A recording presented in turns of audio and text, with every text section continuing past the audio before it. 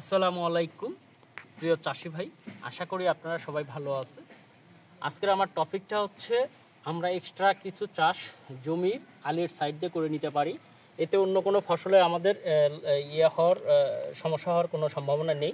এখানে যেটা দেখতেছেন ঢেঁড়স, এটা হচ্ছে একদম আলের বরাবর 4 ইঞ্চি, মানে যেখানে আমি কোনো কিছু আমার চাষ করার কোনো সম্ভাবনাই ছিল না।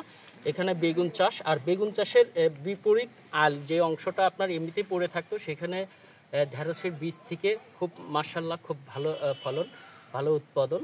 কারণ এই জায়গাটা এমনিতেই পড়ে থাকতো, এখানে অতিরিক্ত একটা চাষ বলা চলে যে এটা আমার বেগুন চাষের সাথে বা মরিচ চাষের সাথে সুন্দর একটি চাষ শুরু হয়ে গেল। এটা বোনাস স্বরূপ বলা যায় যে এতে আমার জমির বেগুন অথবা মরিচের কোনো সমস্যাই নেই, খুব সুন্দরভাবে জমির আল দিয়ে হয়ে গেছে ইনশাল্লাহ।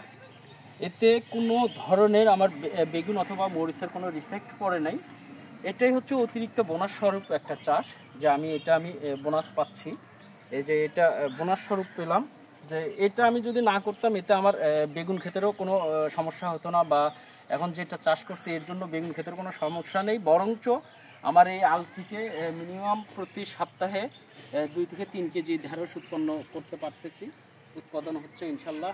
তো এটাই হচ্ছে আপনারা এক্সট্রাভাবে এভাবে চাষ করে নিতে পারেন, যে জমির সাইড দিয়ে আপনারা এভাবে ঢেঁড়সের বিচি লাগায় রাখেন। এটা হচ্ছে একটা আপনি বোনাস স্বরূপ ফসল পাবেন ইনশাল্লাহ। আসসালামু আলাইকুম।